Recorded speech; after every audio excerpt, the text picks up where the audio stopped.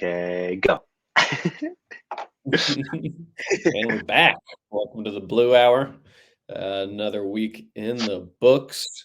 We got some fun stuff. I actually don't know what you're going to talk about. I don't remember, but I have some things on Microsoft's big announcement this week and ChatGPT Plus news.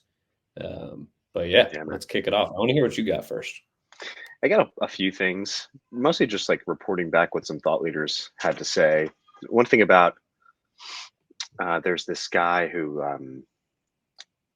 there's a part of me that's always wanted to be um, like a information security guru. I don't know why. I've just always been interested in that. And I thought that that'd be a cool job. I don't think it's ever going to come to fruition. But there's this guy that I follow, Bruce Schneider, who sends out a monthly newsletter on the 15th of each month, which I love. And I always make time to read through the newsletter. And he had said 10 ways that AI will change democracy, which is pretty cool. So I just highlighted some of those. It's mostly about things that are hypothetical and not currently possible, but Yeah, interesting. we'll Like go. Yeah. nothing crazy. And then also Andrew NG, I don't know how to say his last name, from Deep Learning, who you know. Yeah, no, you turned me on to some of his classes on Deep Learning. AI, I think, is the name of the website. But he had said a few things that I thought were interesting. But yeah, get us started with the Microsoft stuff. I didn't attend the keynote yesterday. Okay, word.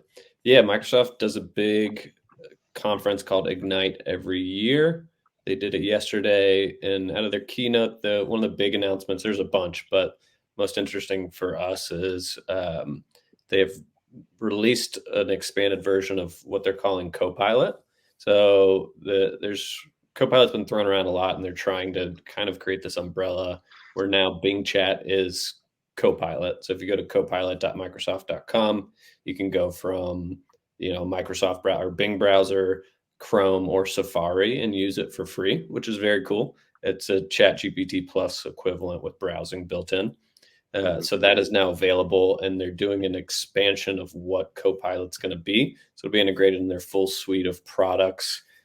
They showed a lot of cool things, but one of the biggest takeaways for me was they did some internal research, which you should take with a grain of salt, because they conducted all this research on people who've been using Copilot built into all their apps and their suite of things. But basically what they said was 70% of users said they were more productive, 30% said they were faster when it came to like searching, writing, and summarizing. People said they caught up on missed meetings nearly 4 times faster. 64% said they weren't processing email for as long. 75% of people said it saved them time finding whatever they need in a file. Wow. And then like over 75% of people said they didn't want to give it up. So they're kind of big takeaways from what they're seeing with Copilot, even though this is research and information coming from them. So you should not take it as a religious text, but it's that people are using it for things like summarizing first drafts, catching up on meetings, finding informations across apps, and it's making them more productive and saving people time, which is what they're leaning into in their big value proposition. And it seems as though they're doing that with big companies. They said they have 230 million people using Microsoft Teams, which is a lot. And I'm guessing mostly at big companies. So their whole goal is positioning themselves in, we're making you more productive and saving you more time, which I think is how people should look at a lot of the AI products now. Cool. Yeah. Do you use Teams at all? No. Yeah, we use it for we use it where I work. It's okay. It's the same as Zoom, but it has chat integrated, which is kind of cool. Yeah. It's interesting. I don't know much about it. It seems like I've never worked at a company that uses it. It's Granted, the I've first worked one at, for me. yeah, shady little startups, but yeah, I just Yeah. thought it was, I don't know. What do you think as far as Copilot as a huge work productivity app? Yeah, I mean, in my email client, I use Superhuman because I have 5 work email addresses, and it allows me to switch really easily. So I like it for that reason. But they just rolled out this week, or they had rolled out a couple months ago, like Superhuman AI, which hypothetically, or I've never used it really the way that they had positioned it. They said, we'll keep track of the emails that you send, and then we'll be able to send emails in the same style and tone. I haven't used it for that, but that's cool. But what they just rolled out yesterday is a summarization tool. So you pop into an email, and I get forwarded a lot of threads. And so you pop in there and it'll summarize it for you in bullet points at the very top. So it'll give me like, if it's like 50 emails in a thread, which is realistic, it's kind of crazy. It'll just give me like 5 or 6 or 10 bullets, which is Yeah. really safe, like amazing, really, Yeah. really useful for me. So if it's that sort of thing, it sounds like that's the sort of efficiency stuff that it's working on. Gosh, it saves me so much time of scrolling through these emails. And then in those threads, the emails get like, the margins become weird and it's like all the way over to the side and it's hard to Yeah. read and everything's all messed up. And it just gives me bullet points at the top. Pretty sweet. Yeah. I mean, one of the bigger problems at the last company I was at was uh, there was like Discord, Slack, email, Twitter, all these places that you get inbound and things you need to, and like a summarization of what you need to know every day across multiple platforms feels like it's closer than ever, which is great. And Yeah. even just like a command center where you can shoot off stuff to all those and with like AI summarizations, AI drafts, the things you should say is cool. Um, Yeah. It'll be interesting to see where that goes. And that's very like Definitely. low level hanging fruit. It's not like AGI. Like, we're worried Yeah. about Seriously. taking our jobs. It's like, no, this is going to make you better and save you time so you can do other stuff if you want. Yeah. It's Uh, amazing. It's like yeah. what Siri and Alexa it could be, but aren't. Yeah. Yeah. And they have time to catch up too. If, I feel like every big Definitely. company, Definitely. Microsoft's got a leg up right now. I was watching it and I was like, maybe I should buy some Microsoft stock. Jeez, dude. They're thinking in the right ways about AI, which is cool. Yeah, for sure. It's exciting. Yeah. They definitely have a good partnership. Yeah, right. Yeah. Yeah, but the other big thing that happened this week in the big LLM world was ChatGPT pause sign up. So I don't think they put out an official thing, but Sam Altman did that said we paused new ChatGPT Plus signups for a bit.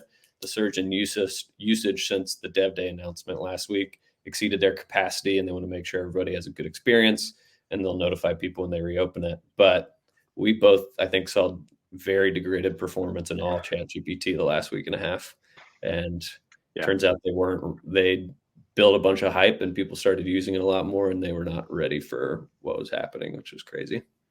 Yeah. It's crazy. It's crazy to remember that this is the fastest growing consumer app in history. How Yeah. it got to 100 million in a week or something like that. I don't Yeah. remember. I don't know how long. Very fast. It's a Yeah, lot of because people. the previous record was 8 months with Instagram, I think, or 7 months or something. I'm not sure. I should have looked it up before I said anything, but it was just, but it seemed slow. I don't know if I'd say buggy. It just wasn't working. Like it just was really slow and not really working for me a lot Yeah. of the time. Like yesterday morning, even last week a little bit. So crazy that they had to pause signups. I'd be so interested to know how many people are signing. It'd be so cool to know the numbers. Yeah. I think part of me feels like they might have done it because they just knew that they probably had people signing up and being like, I can't use this, I want a refund.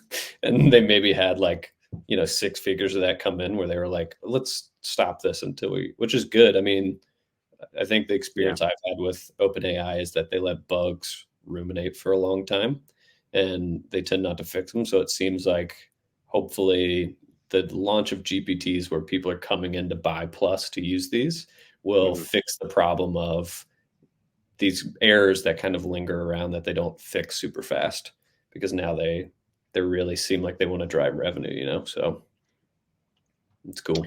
It is cool. Yeah, it'll be really interesting because of the flywheel effect of sharing GPTs, prompting you to sign up for Plus first. I wonder how much that is leading to this influx. You had said that last week that you think that this will have a flywheel. We were talking about the opportunity from like a app store perspective, like an Apple app store perspective, and you were saying like, yeah, the revenue that they'll make will go up because the folks sharing these will entice people to sign up for Plus, which I think is really true. I hadn't really thought about it that way, but I've built some GPTs and I've shared them with people, and if they don't have Plus, they can't use them. And Yeah. so it's like, oh, it's fascinating to see that in literally my circles. It's like, oh wow, Yeah. forgot that you have to have Plus. I take it for granted. Yeah. And I think it'll have I mean, it all depends on the market dynamics of what they do. But I can see them because they want a revenue share with people who create these to create that loop of we'll pay you, you push it, we make more money, we pay you, you push it, you Yeah, create something that people want. Um, pretty I can sweet. Yeah, I'm interested to see where it goes. We probably have another 2 months till we actually have any perspective on what that looks like, but it's interesting. And I can say wholeheartedly, no other AI companies are building stores with revenue shares right now. So they've got, Yeah. yeah, they're working. They're ahead of people in that regard, getting people to build on top of AI. Yeah. Was there any word from Co-Pilot about plugins? I know that that was a big part of like a blog announcement a couple months ago, and Yeah, they're integrating plugin. There's a preview now for plugins, and they're doing some things like there's going to be a Copilot. It's I forget exactly what Copilot program. I forget what it is, but you can customize your Copilot, and they said with plugins and with GPTs. So they want to build GPTs and plugins into the way that Copilot works, so that people can do it. We were excited because it sounded like plugins were launching for sure this week, and that we would have access to have our plugin in there. It doesn't. That's not the case right now. And part of me feels like the GPTs threw them off a little bit, and they move a lot slower than a Chat GPT, which probably means their experience is a little better for end users. But you yeah. don't get that instant thing. But there will be plugins built into Copilot. Copilot's only available right now to people on 365, like enterprise users, but it seems like it's rolling out to more people. Um, yeah, they're a little Oh, ambiguous, but it sounds like it's it's happening. is it 365 or enterprise? I thought that those were different. Do you know what I mean? I think 365 is just their suite of like Word, Yeah. Excel, PowerPoint, Yeah. Outlook. Yeah. That means actually I have access. I didn't even know that because through work we pay for it. Oh, yeah. Wow, cool. I gotta Nice. check that out. Yeah. Yeah. I think Wow. you'd I have didn't to know. then buy into Copilot. Oh, Yeah. okay. I Okay, actually read cool. a little bit more, and it was like you have to buy Copilot, and then you have to reach out to the person to your business Got manager it. to implement Okay, plugins. okay. So yeah, Got it. Okay, cool. That makes sense. Notion just rolled out similarly. Notion just rolled out Q&A. So it's the same thing we've been talking about for months about being able to query your own data. And I yeah, built a CRM for work in Notion. And the idea is like, oh, now you can pay for you already have an add-on available, Notion AI, which like you hit a double space bar and then it like will generate, it'll be like a brainstorming partner. It's almost like using a chatbot, but it's just in the blank page or in a page within Notion, yeah, which is interesting. But I don't pay for that, so I just use ChatGPT. And then, but this is Q&A in addition to that, which is really cool. That is much more interesting to me in terms of like, oh, maybe I'll pay for that sort of thing. yeah, I saw that yesterday. dude. I'm starting to get excited about how, like, when I search for files in my drive or something, a lot of times I have a hard time finding things, and this Yeah, sort of get asking questions to an entire series of information and stuff super easily is dope. I'm here for yeah, it. I agree.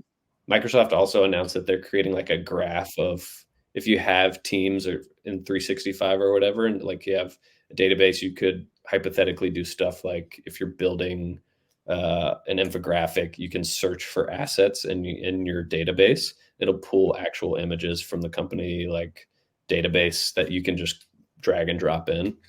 Wow, Uh, yeah, so I think searching databases is huge. Excited for it. that is cool. Wow. Yeah, to think that database structures originally were completely not, I didn't have a front end with like NoSQL databases. It's so interesting. Like we're learning Postgres like many years ago, like trying to figure out like in your head how the schema of it works. And then, it's like pretty much a spreadsheet, but you can't see it. And so like, and then to think that now you can use natural language to query it is just like so much better. Like if we have Yeah. kids or like their kids, they'll never even think about it. They'll like study that in history class. Like, oh, there used to be databases uh, that were hard to query. Yeah, it's wild, right? Kind of cool. Yeah. Yeah. Did you see Humane? Do you know the company Humane? You know them? Yeah. Yeah, Did you they see their created AI the pin? AI pin. Yeah. Did you see? What'd you think of that? Did you watch that? It's like a 12-minute video. Did you see that? I didn't watch the video. I watched the reactions to it, which were people were making fun of them for not seeming excited. Um, Oh, I didn't see any reactions. I watched the video the yeah, day it came out. Humane's, I mean, I've been waiting. They've been talking about like, oh, we're in stealth. We're going to do this. We're going to do that. So I've been waiting very patiently. And yeah, when it came out, I was really excited. I watched the video. What were people saying about it? The mostly just people trying to dunk on them for not being excited, and that it was like not an exciting product launch.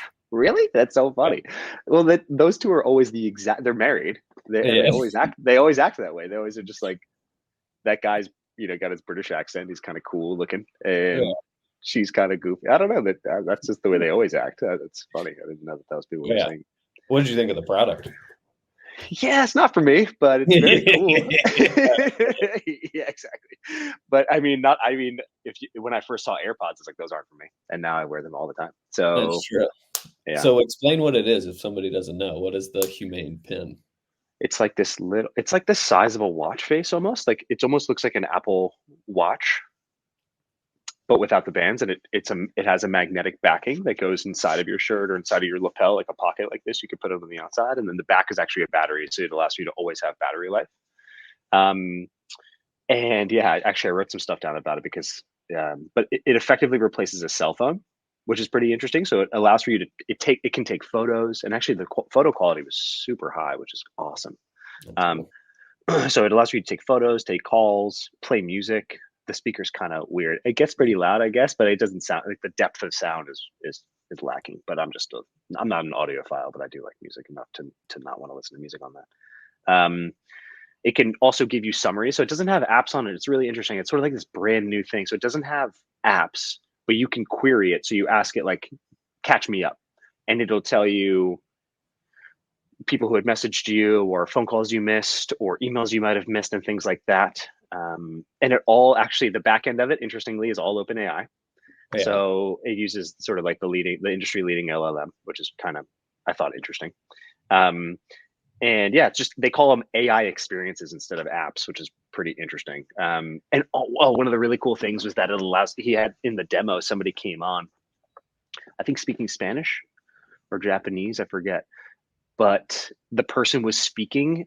And the AI pin listened and then told him in English what he had said. And then he spoke, and the pin then translated into Spanish or Japanese, whatever it was, which is incredible. And phones can do that. Yeah. But it just was that's really cool.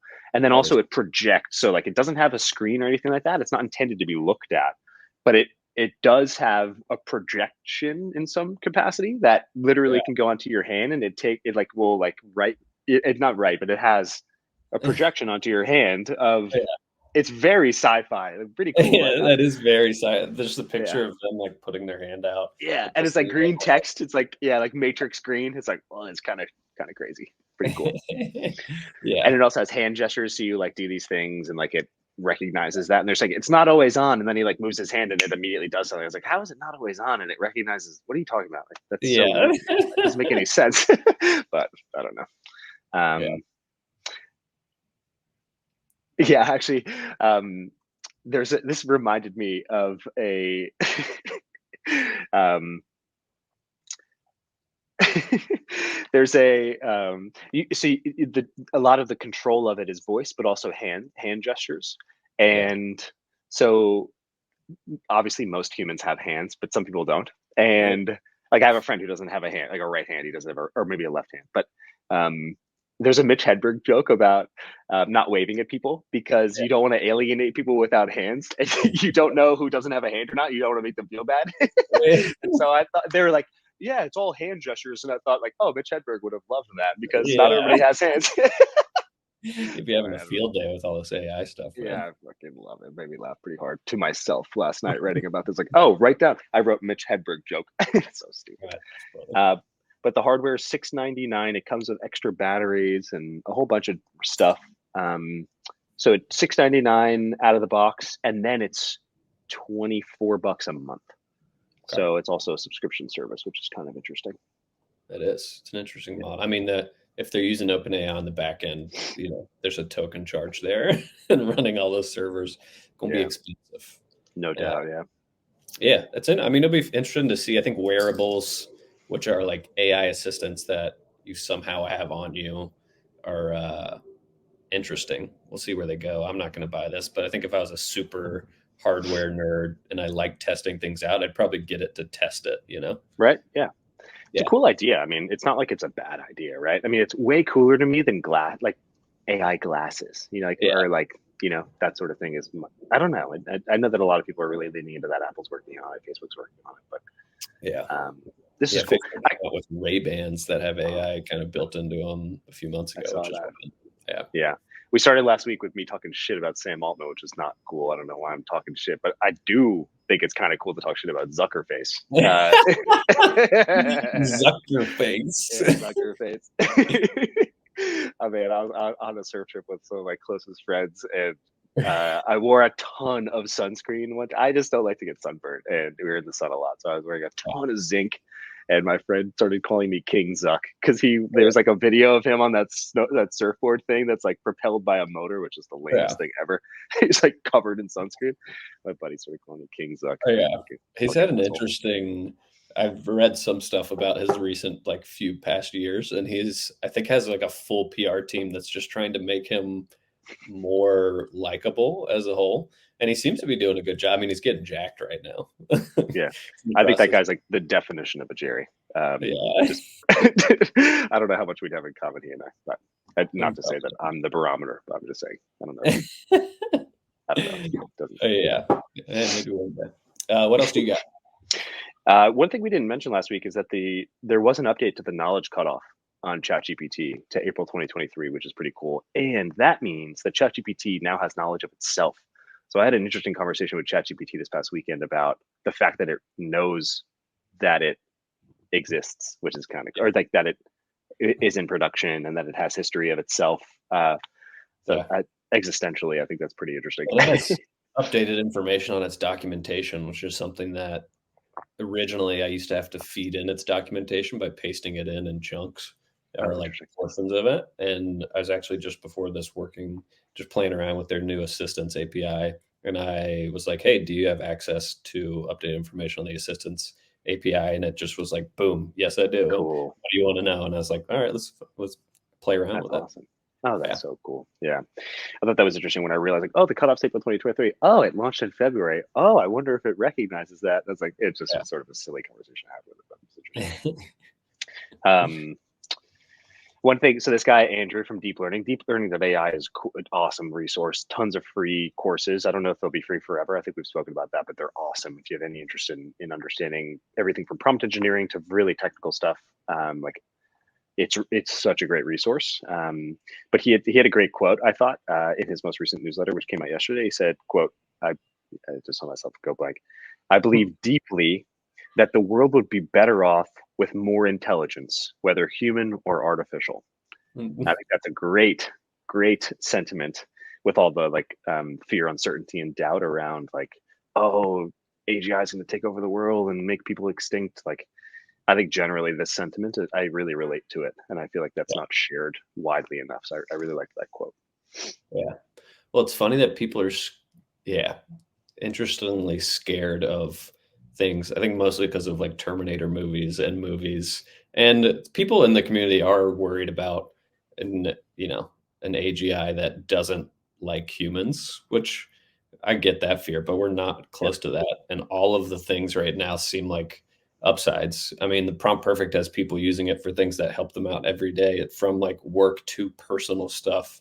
Uh, and I think the future, at least for the next few years, looks like people doing more than they ever have before. And in regards to the like update, like actually talking to somebody in a different language and having a very easy conversation, I think that goes towards the internet at some point too. We've talked about cool things with Spotify's pilot where you can listen to a podcast in multiple languages automatically, meaning people can share information. I think if you're in a country that doesn't speak English and you don't have access to talk to a lot of like very big thought leaders in certain areas, that's going to completely change where, if you're a kid in your early teens, you can learn from people who have these like crazy educations and are very deep in their fields and learn from them over the internet in your Yeah, own language is crazy. absolutely, so true. That's one of the biggest, coolest things about this, I think, is the learning like the education opportunity. With, I know that we've spoken about Khan Academy, which is a great resource to begin with, but in addition to that, and it's been a great resource for years, for over a decade, I think. I mean, I've used them a lot. Yeah. Just in trying to like understand math or something like that. It's fun. Khan Academy is great, but what they're doing is they're also creating tutors that are chatbots that allow for you to have customized learning experiences, which is just incredible. It's much more obviously interactive than reading a textbook, Yeah. which can be very uninspiring. Um, Yeah. so it's really really cool. I think that that's one of the coolest real world use cases that already exists. Yeah. Pretty incredible. I think, yeah, I feel like the tutor industry is huge and always has been because the school system isn't great at teaching us stuff. It's easier to learn one on one, and the access to learning one on one is about to explode. Like, not everybody learns the same way. You have visual learners, people who learn by doing, people who learn better reading.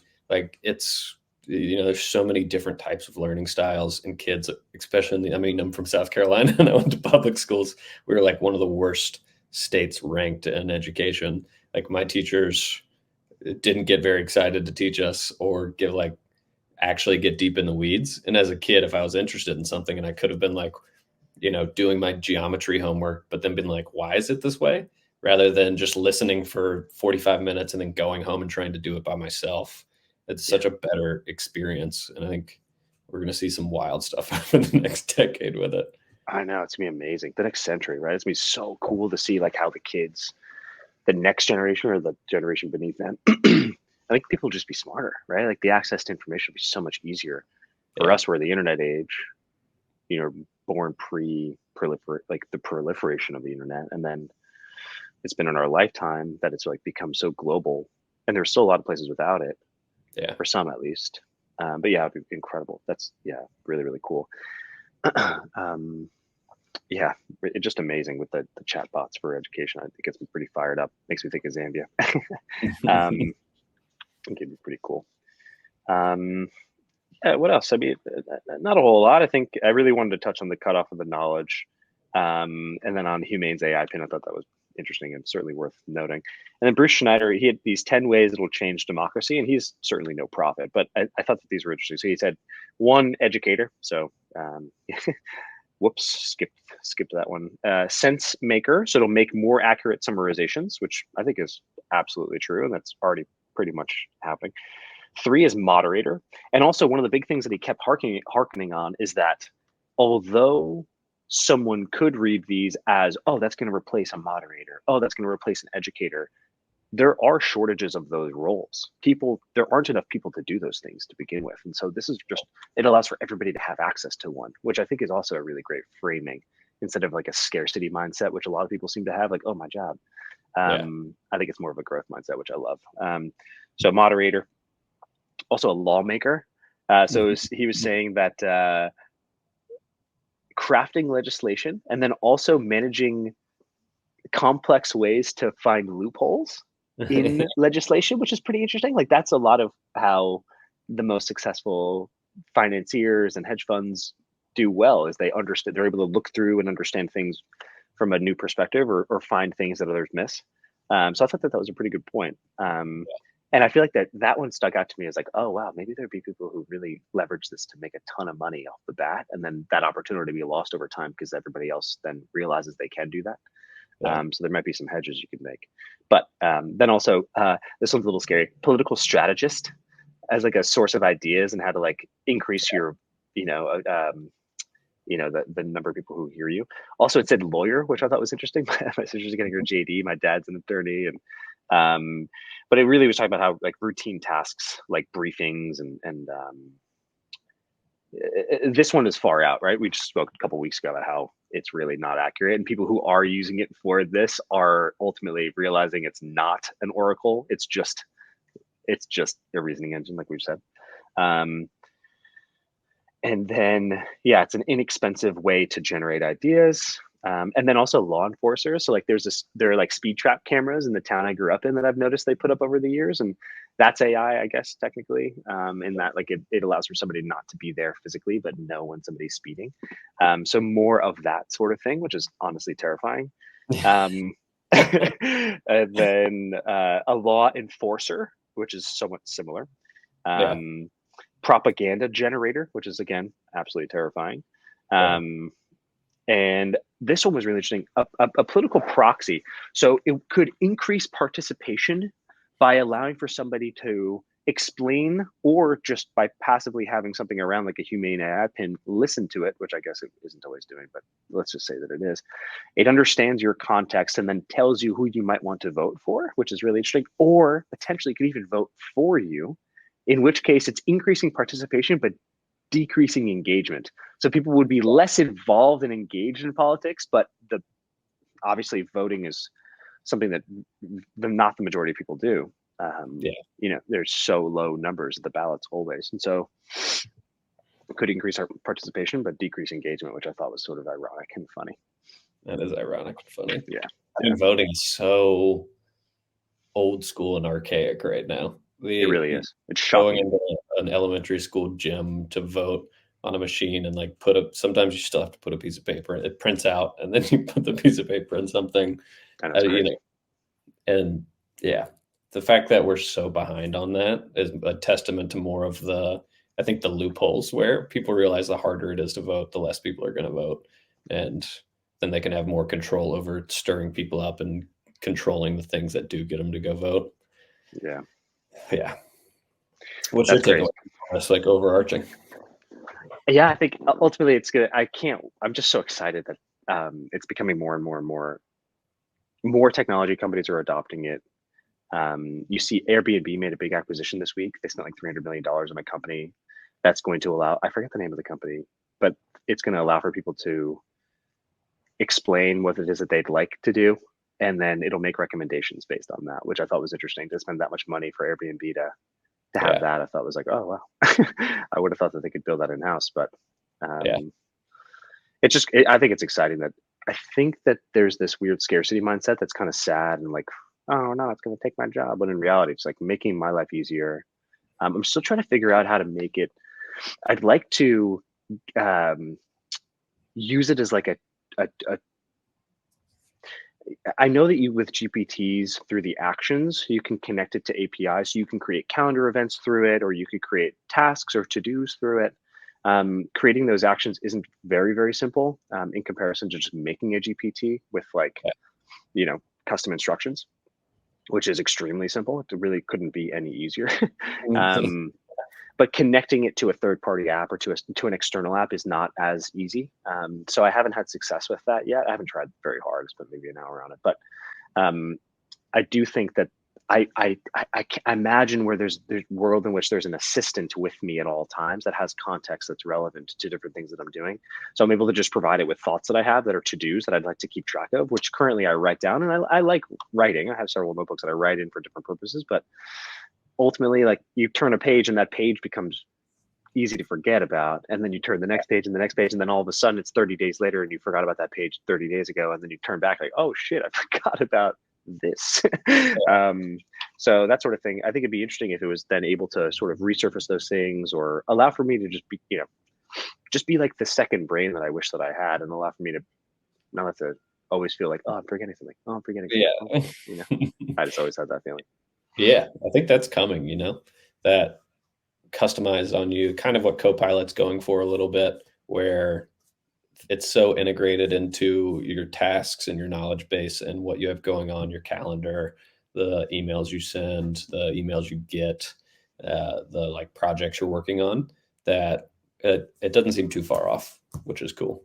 I saw, I forget who posted, somebody posted something on X that was like, what do you wish ChatGPT could do? And one person was like, remember me, which I think is an important thing of like the future of building these things that actually know you, know the context and detail of what's going on in your life and what you need to get done, and can help you do that and save time and be more productive, which is Well, wild. that's honestly like one of the most poetic things I've heard in a long time. Remember me. It's like, wow, Remember, gosh, yeah. two words that hit my heart so hard. Oh my God, remember me. Holy Yeah. shit. That is really poetic. Gosh. Yeah. That's cool. That's the beauty of that platform, man. People can say a lot with a little, and you Yeah, get to exactly. see conversations play out. That's true. Yeah. Yeah, I'm stoked on. Man, I'm after a full week of being able to play with GPTs. I'm really, really stoked. It's pretty amazing to be able, even just within GPT or with Chat GPT itself, within a specific GPT, but just in general now, the ability for it to be multimodal is unbelievable. It's really, really special. It's crazy. You can ask it specific, like you can there. I was like, oh, I got this great idea, and I wrote down like a whole list of different ideas. And one of them, like the first idea that I had was, oh, okay, you can make like a holistic health GPT that would allow for you could provide it with context on the sorts of health that you'd like. So you wouldn't necessarily feed it the FDA or whatever it is triangle with like milk. Like it would be like a little bit more holistic, maybe like a little bit of Taoism in there, and like yoga practices and like understanding holistic eating and that sort of thing. And then you could query it, and then you could say, so you could ask it something along the lines of, okay, I have a pain in my back sometimes when I sit, for extended periods of time. Then it'll say, oh, I can recommend you could do this stretch or this exercise. And you say, okay, could you just show me what that looks like? And then it'll generate an image that shows you what that looks like, which is crazy. Yeah. That is really, really cool. Or you could ask it, hey, do you have, can you query the internet and share some peer-reviewed studies on that? And it would then query within the same chat. It would be able to do that because it has access to the internet. It has access to DALL-E 3, so it'd be able to create the images. And then if you have it on mobile, you could even speak to it. Yeah. So you could talk with it on mobile. You can't do that in the web, but if you have a cell phone, you can do it that way.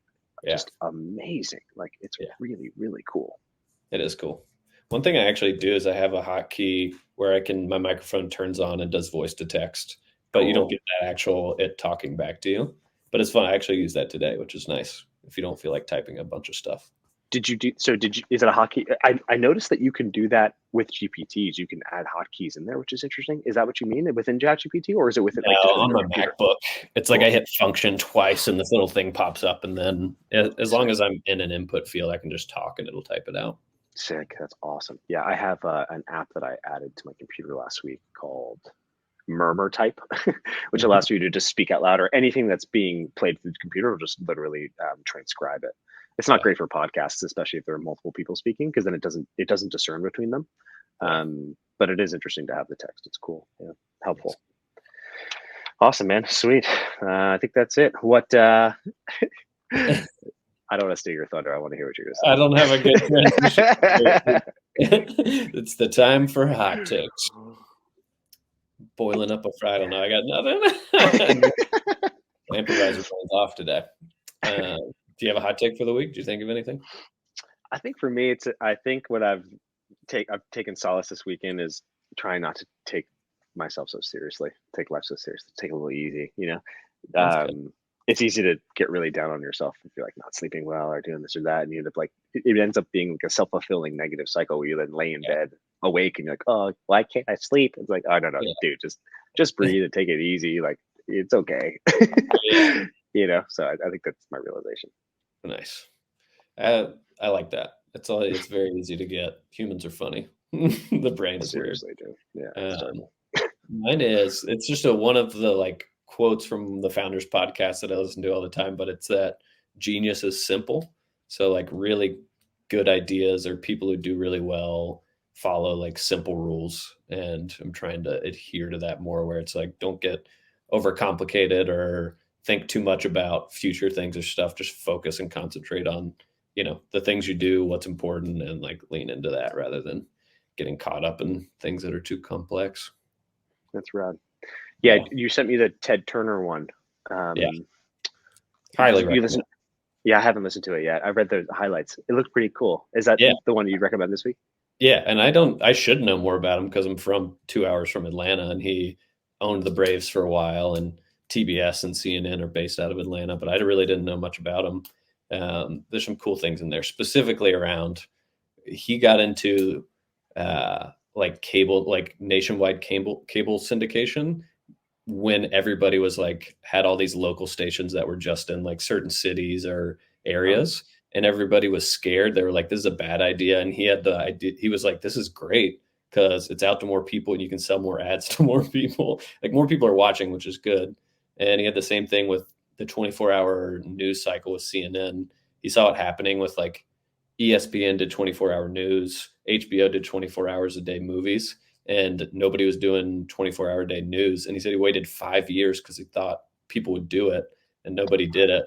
And he was like, all right, well, I guess we'll we're going to do it now. Wow, that's so interesting. Yeah, I don't know anything about the guy. I read a little bit about him when you sent that to me because I was like, "Who is this?" I know the name, but I didn't know who he was. But Yeah. um, pretty Very cool, prominent, yeah, broadcasting billionaire. crazy. It's worth a listen. I just like the idea of there's so many recurring instances where there's these big shifts that happen and people the mass amount of people and businesses don't want to get on board because it's different and scary. But if you can see the upside and lean into it and learn it, so I mean, it's very in alignment with where we're at with AI and what we talk about every week. Like most people still see AI as a threat, or they don't care about it, or they don't spend their time using it or learning about it. When in reality, if you think about 10 years in the future, it's going to be so much more prevalent, and just investing time in it now is going to be so helpful. Yeah. Awesome, man. Another hot take is that I'm gonna, not a hot take, but I'm gonna just say it out loud so I hold myself accountable. I'm writing something about Attaboy. what ChatGPT is, and then also something else on the history of large language models and what that is. It's so interesting. Yeah, It's literally just guessing the next word. That was the thesis, is if we build something that just guesses the next word, it could lead to something. And that's yeah. led to all this. And it Wow. wasn't mathematically provable. It wasn't like a mathematic proof. And so people really slept on the idea. All these academics are like, no way, not worth Yeah, it. No way, don't even try. But thank gosh they did. And now all these people look like geniuses and they're like, we don't understand why it works. It's like, yeah. wow, that's so cool, man. That's amazing. It's like magic, bro. It is wild, dude. Fucking cool, yeah. Yeah. Yeah, so that's awesome. All right, so shout out to Josiah Soren and to young Jack John for helping us edit. And yeah, we'll see you back here next week. All right. See you then. Awesome, man. All right, ciao.